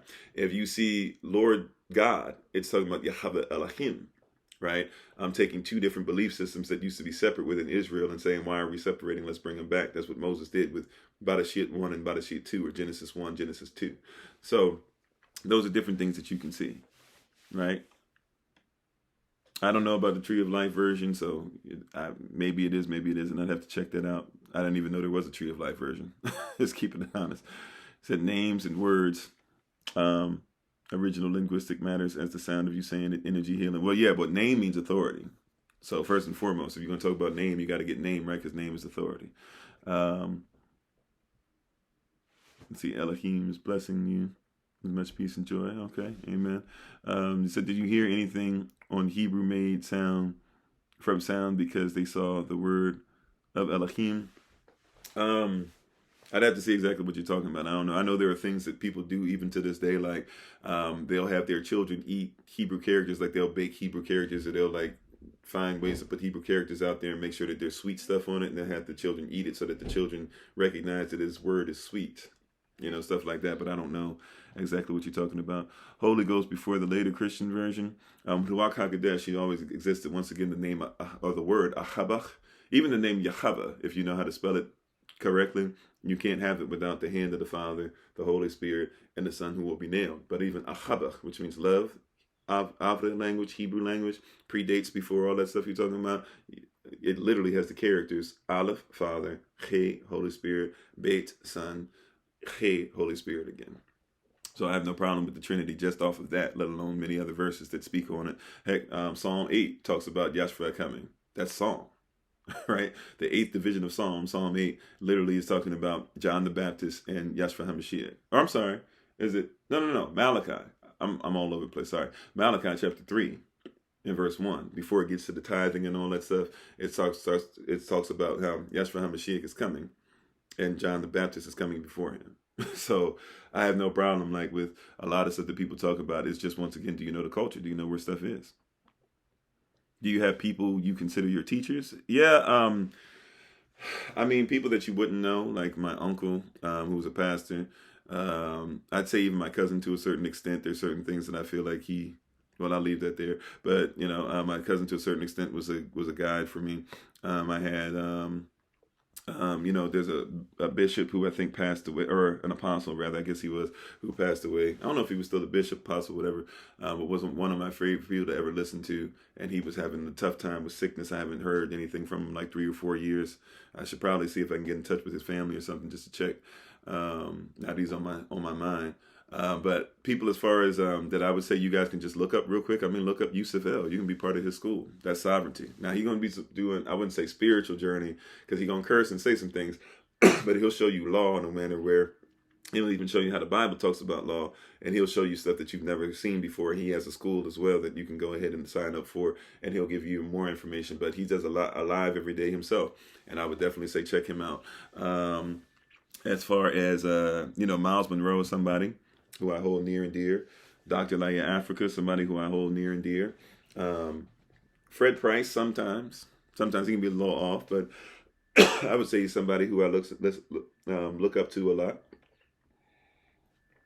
T.D. Jakes, depending on the time period. T.D. Jakes is still great, but depending on the time period that T.D. Jakes is in, talking about time and timeless, there's a time where T.D. Jakes was very much so, like, he was just teaching mostly. Like, he still teaches. He's still great orator and stuff, but there's some stuff that obviously he's off on. Just, I'm not going to get deep into it, but just being honest, there's some stuff he's off on. But there's a lot of stuff like he speaks to, especially in the beginning of his becoming, you know, having a certain notoriety, and especially when it comes to like, you know, love teachings that he gave, teaching on marriage that he gave, he motions, the sermons and the book, excuse me, just a lot of stuff that he gave that was very special and still touches me, and was something I needed to start becoming a husband, you know, back in the day.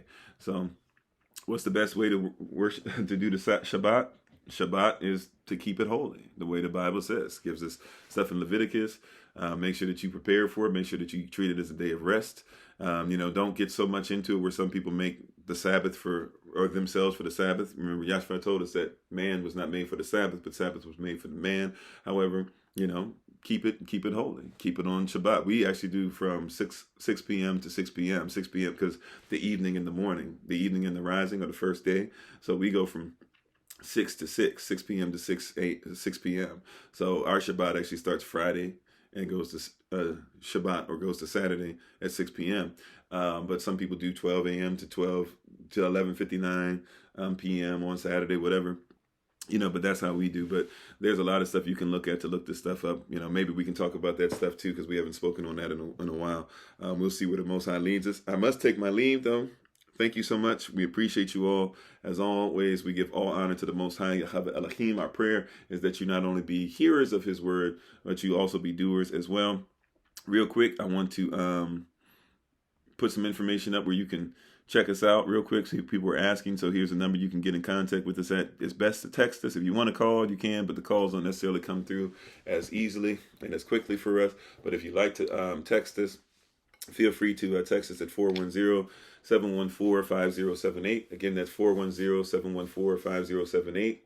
Again, 410-714-5078 last time, 410-714-5078. You can also text us at another number, especially when it comes to getting links for Zooms and things like that. We'll be giving it to you through another number. That's 202-599-7312. Again, that's 202-599-7312. Again, I say 202-599-7312. Last time, it's 202-599-7312. If you want to look us up on the website, it's Kofi-40.com, www.kofi-ofori.com. Find out what's going on with us. Find out different ways to be part of what we're doing. See what our belief system is. See if it's something that is congruent with what it is that you're doing, and we welcome you to the family. We're a family. Pastor in our culture is Koheleth, and Koheleth is really saying that I am an assembler. Kodashim is an assembly. So, and I'm not the person that has to be in charge of anything. I'm just simply the assembler of the assembly, and we try to put people in position to be leaders in the assembly. So if you'd like to join us on that journey, this is our year of pursuit where we're pursuing the promises of the Most High. Feel free to join us on that. If you're looking for the YouTube channel, that's at hashtag FindKofi, hashtag FindKofi. You can find, also you can just look up hashtag FindKofi in general. You can look it up on Google. You can look it up on TikTok. You can look it up on Facebook. You can look it up on Twitter. You can look it up on Holanis, all these different things. And we try to be as available as we can. We'll be more into those things. Once again, we will be trying to bring back Pinterest in a different manner and see if we can work that out. To be able to make up some ground for some of the things we're trying to do in the community and some of the travel we're trying to do and some of the stuff as far as baptism coming up and all these different places that we're going to be at. And I'm trying to get regular, movement and study going on in our communities where we're meeting together with others, not just only doing it through live, or maybe some of you are picking up phones and calling each other, but actually meeting each other, seeing who each other are, being about each other, calling each other, checking on each other, loving each other, providing food for each other. You grow this, I grow this. Okay, I'll send you some of this, you send me some of that. All these different things that we can do with ease. Thank you, Don, for the love. And thank you everybody else, by the way, for your love, for your kindness, for your kind words. Even those that were giving challenging things, that's fine. I don't mind being challenged. We just have to be more strict, because before we were letting a lot of stuff go. People have been lying on us, getting stuff taken away for weeks at a time to where we can't even get out to you guys unless you guys know all the places to go look for us, including the podcast. We have the Kofi of 40 podcast, by the way. That's my name, Kofi of 40, the Kofi of 40 podcast. You can find that all over the place. But if you're looking to join us live on the podcast, you have to have the Podbean app, PODBEAN. So we're thankful, we're grateful, we're appreciative for all those things. If you'd like to be able to do something, even as far as donation or whatever, some kind of love offering or anything like that, just look on just looking on TikTok. It's in our bio. You can also look at Facebook, any of the places that we put videos on any of this stuff. You will find information, be able to get in contact with us. If you want to email us for something, you can email us at kofi40082@gmail.com. That's KOFIOFORI082@gmail.com. And of course, please check out my wife, the Honorable Bloom and Flourish. You can find her on TikTok, YouTube, and her website. That's not A-N-D, but that's the letter N, Bloom and Flourish. She's a healer. She's a herbalist. She's a chemist. She's a biologist by degree, by the way, if you need to have those credentials. And she has been healing people for 10 years. So, or 10 years plus at this point. So feel free to join us. Our classes are going on right now too. So hit us up if you want information on marriage, marriage, monarchy, sovereignty, natural medicine 1, fibroid cyst, Hebrew characters. Next semester, we'll bring back some other things and mix and match some things as well. So we're grateful again, thankful again. We appreciate you as always, and have a great day. Study this word. Don't just believe it because it said it or because it sounded good or because it just goes with what you want. Study it to show yourself approved unto Yah, that you could be workmen, needed not be ashamed, rightly dividing the word of truth. That being said, thank you all for being on. We appreciate the King and Queen in each and every one of you. And as always, this has been Pastor Kofi, aka the Shadow Ben One, Pastor Servant to Christ, where we are always changing lives one mind at a time by being a voice of the voices and speaking the unspoken. Thank you for the glasses. So we appreciate you. Thank you for your time, your talent, your effort, your energy. Remember, this is our year of pursuit. We're pursuing the promises of the Most High, and we want to hashtag finish strong so that next year we can live in that which we pursued. Please remember, as always, that you are loved, you are necessary, you are majestic, you are fearfully, wonderfully made, and you, which is all of us working together, we shall be the reason this world changes for the better. Bare minimum will be the reason why people who are in this system no longer have to be of it. Shalom. Peace.